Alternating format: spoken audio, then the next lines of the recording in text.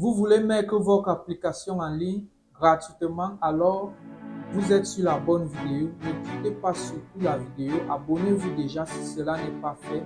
Cliquez d'ailleurs sur la cloche de notification et on se retrouve. Salut à tous, chers membres développeurs. Moi, c'est Kevin Barga, développeur full stack en JavaScript. Alors aujourd'hui, je vais vous présenter quelque chose d'idéal. Alors, une fois sur PC, la première des choses qu'on va faire, c'est de télécharger un template. Tout de suite, nous allons sur Google. Nous allons sur Google et taper sur la barre de recherche thème wagon. Par la suite, nous allons sélectionner ce lien. Et remarquez très bien cette icône. Là, nous avons ici plusieurs thèmes à choisir. Il y a certains thèmes payants, templates payants.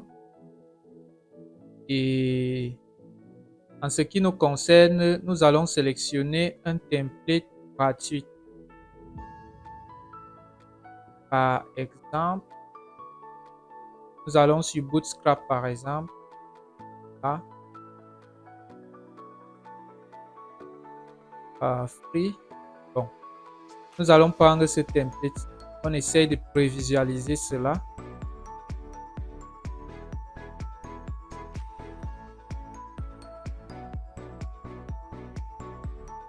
Elle est très confortable.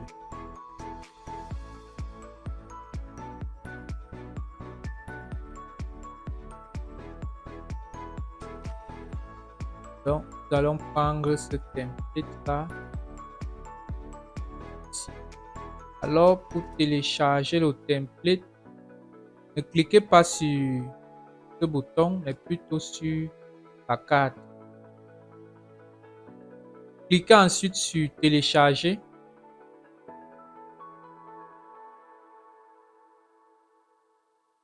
Ensuite, nous allons sélectionner le bureau. Télécharger.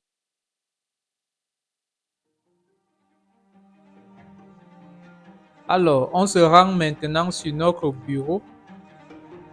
Comme vous pouvez le voir, le template a été téléchargé. Par la suite, extrait. Alors ça, on va sur.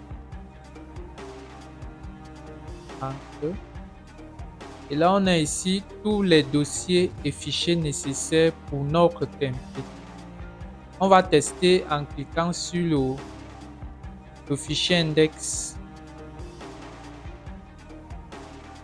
Et là, on voit que notre template est bien conforme à celui qui était sur le site.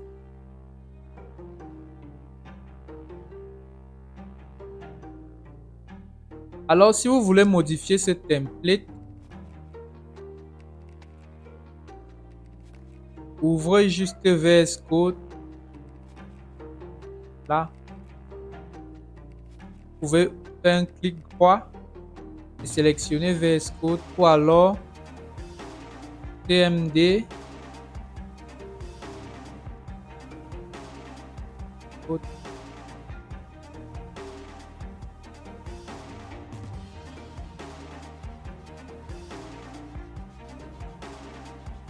Nous allons essayer d'agrandir ça. Yes.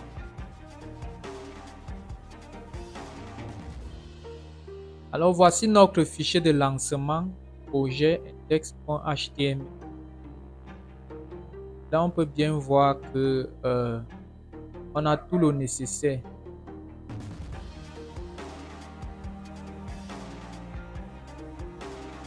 Là, si vous voulez modifier quelque chose et que on se rend compte que ici c'est touffu, il y a plusieurs informations qui sont allées.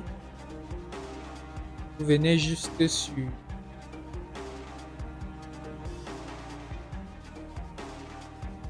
bon. Une fois ici, si vous voulez peut-être changer ce titre, sélectionnez ça ou alors sélectionnez une partie. par exemple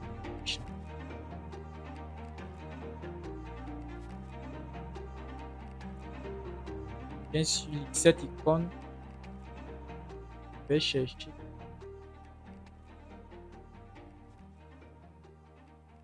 à trouve cette phrase. Je vais donc changer ça par exemple.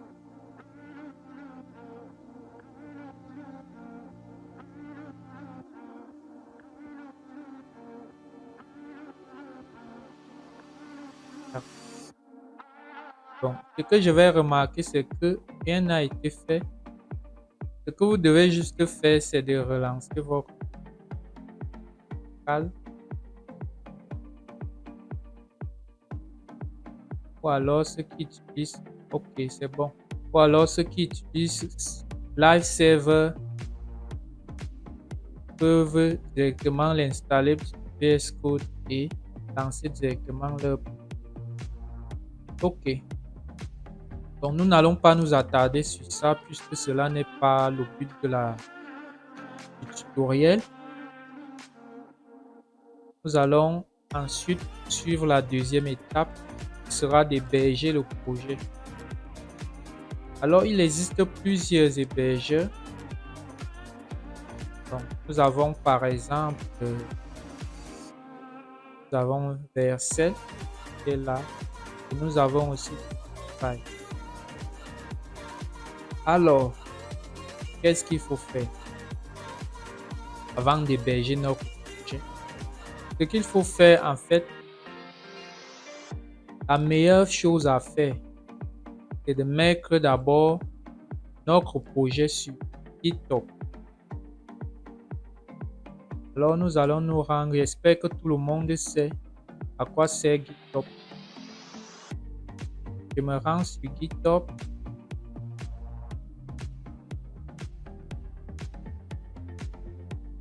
Alors, si vous ne voyez pas cette interface avec ces outils, il va falloir que vous vous connectiez et ou alors créer un compte et connectez-vous. Certainement, vous n'allez pas voir ces projets. Que là, ce sont mes projets personnels. Alors, qu'est-ce qu'il faut faire sur GitHub? On va créer un nouveau projet sur GitHub tout de suite. On va sur New. On clique sur New. Et là, ce qui revient à faire, on va mettre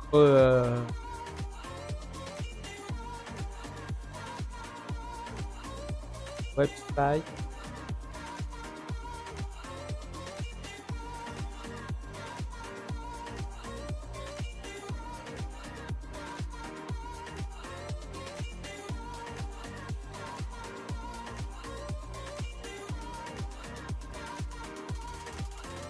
Si vous ancrez le nom du projet, la description optionnelle, public, vous pouvez permettre à ce que d'autres personnes puissent accéder à votre projet et qu'ils puissent en bénéficier. Et ou alors vous pouvez mettre privé. Bon, là on va créer directement ici. Là vous pouvez passer. Et là des gens tombent sur une interface comme celle-ci.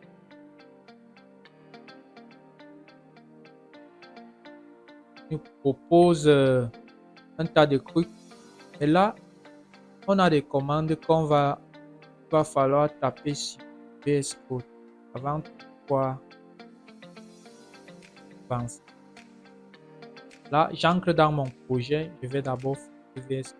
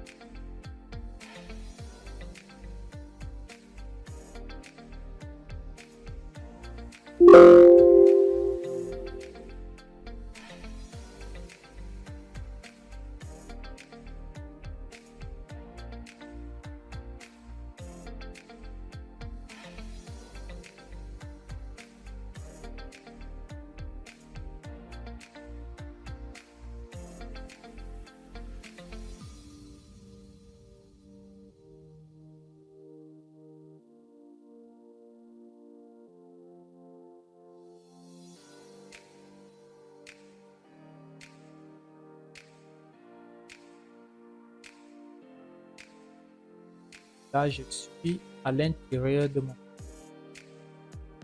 Ce que je vais faire ici, c'est d'ouvrir un nouveau terminal.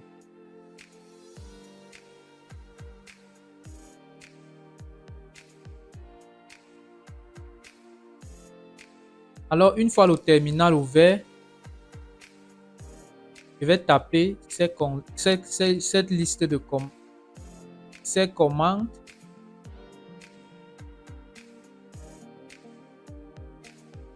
Git init pour initialiser un nouveau projet. Git add page.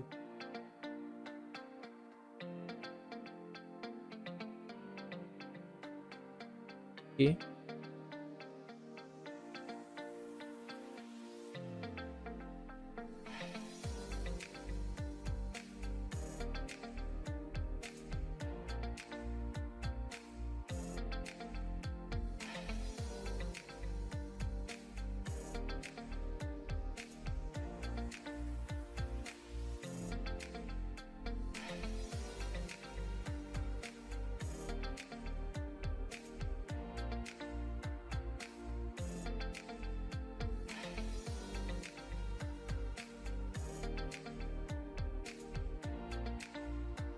OK.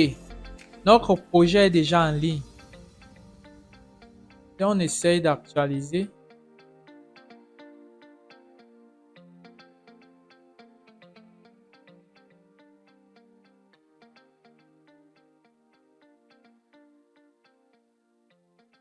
Et on...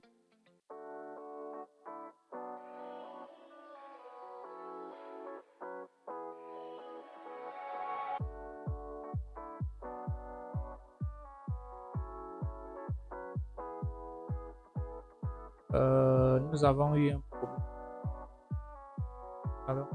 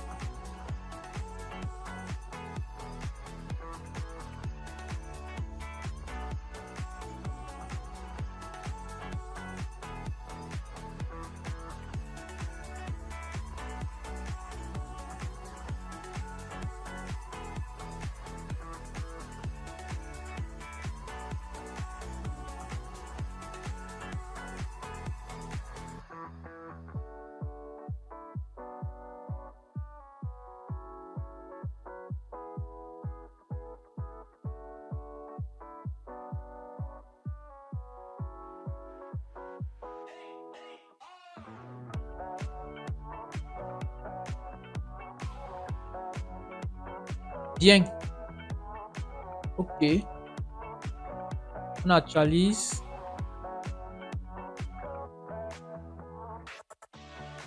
Bref, on va se rendre compte que dans notre projet qui était vide, nous avons plusieurs fichiers qui ont été ajoutés. Ces fichiers qui viennent d'ailleurs de notre... On peut dire que nous avons atteint cet objectif.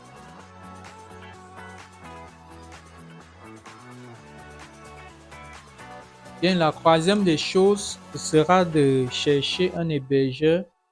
Moi, particulièrement, je vais héberger ce projet sur Vercel.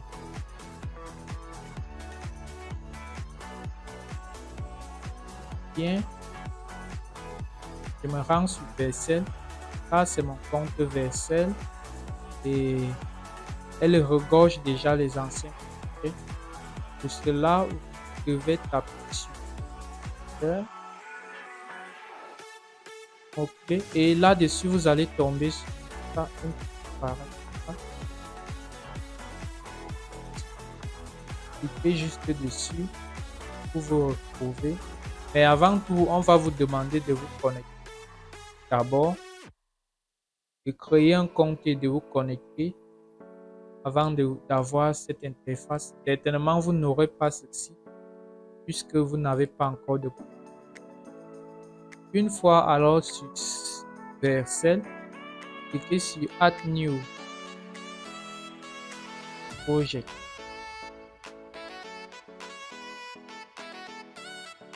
Et après cela, il va vous présenter et vous n'aurez pas d'abord ceci.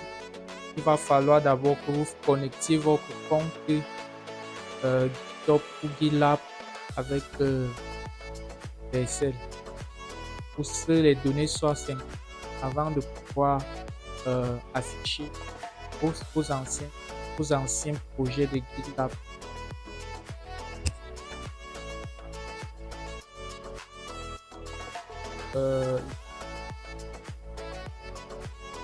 Sélectionnez votre compte GitHub. Là, vous allez voir afficher les projets les plus récents. Donc, ce projet-ci, ce projet que je viens d'ajouter, donc il me propose ce projet en premier plan.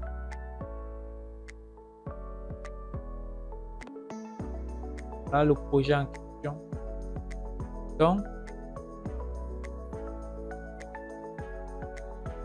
Donc ici, je vais importer ce projet. Vous allez voir, ça va très rapide. Une fois le projet sur ce, nous allons sélectionner le projet déjà là. Vous pouvez changer le nom du projet. Ici, le langage, par exemple, vous avez dit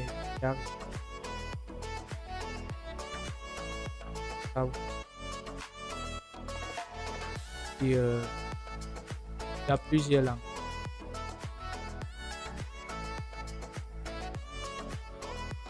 Bref, nous avons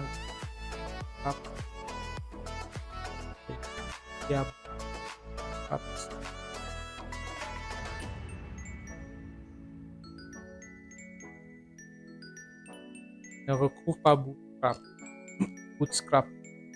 Tu sais, je coche l'option ODA. Là, et là, on te demande si le fichier qui est sur la racine, le fichier qui permet de démarrer le projet est sur la racine. Et on peut bien constater que notre projet, une fois entré dans le projet, notre index, cet index-là est sur la racine.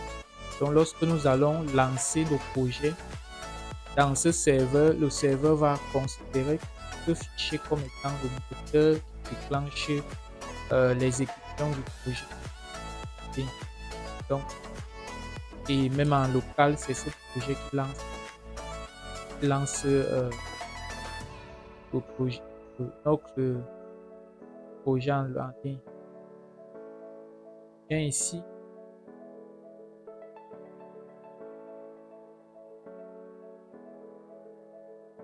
Donc, demande les commandes à taper. Bon, environnement, nous n'avons pas de variables dans. Là, c'est beaucoup plus côté backend. Lorsqu'on utilise et bien écouter à l'habitude et là-dessus, si tout est OK, vous allez cliquer sur déployer et attendre un bon petit moment.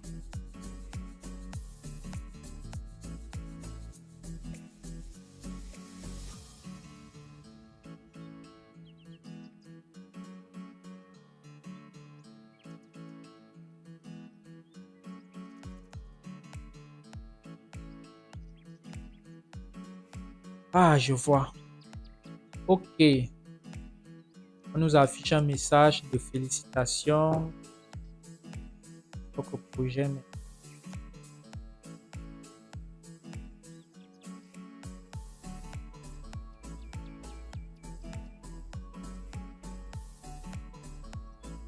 Là, nous allons voir notre. Voici le lien de notre website. Donc, vous allez remarquer que ce titre-ci est proposé lorsque vous importez le projet sur PSL à partir de comme nous venons de le faire. Donc, vous pouvez changer ce nom-ci en mettant ou alors là-bas. Mais puisque nous avons déjà importé le projet, si vous voulez changer le nom, nous allons le voir. Mais avant tout, nous allons bien voir si notre projet fonctionne très bien.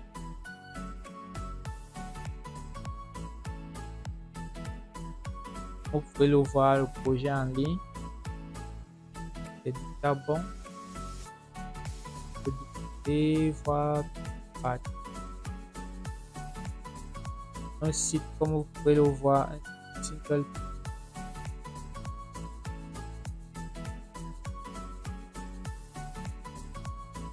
Un magnifique site.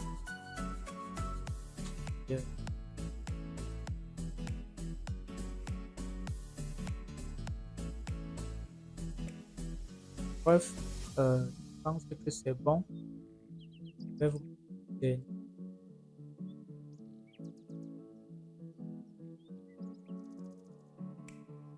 Bon, je vais revenir sur la page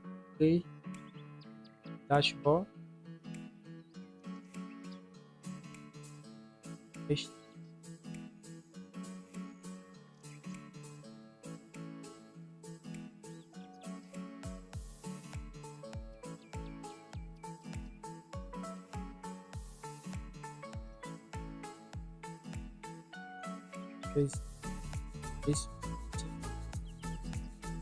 Là, vous pouvez monter.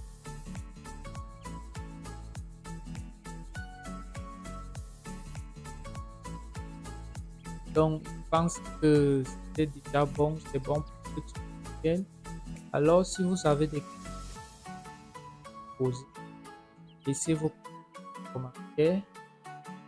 La prochaine fois, je pense que il va falloir que nous fassions un projet ensemble qui sera hébergé sur PSL, un projet front-end back-end. Nous allons utiliser Node.js et React.js ou encore Next.js, peu importe. Et tout ça, c'était juste pour vous faire voir qu'il est possible d'héberger un projet en ligne aussi facilement sans dépenser de l'argent. Et ça peut vous permettre de proposer certaines solutions à vos clients freelance. Et je pense que on se retrouve pour la prochaine fois. Et je prie que ceux qui ne se sont pas déjà abonnés puissent le faire parce que nous allons proposer plusieurs tutoriels dans le même thème. Donc, on se voit à plus et portez-vous bien.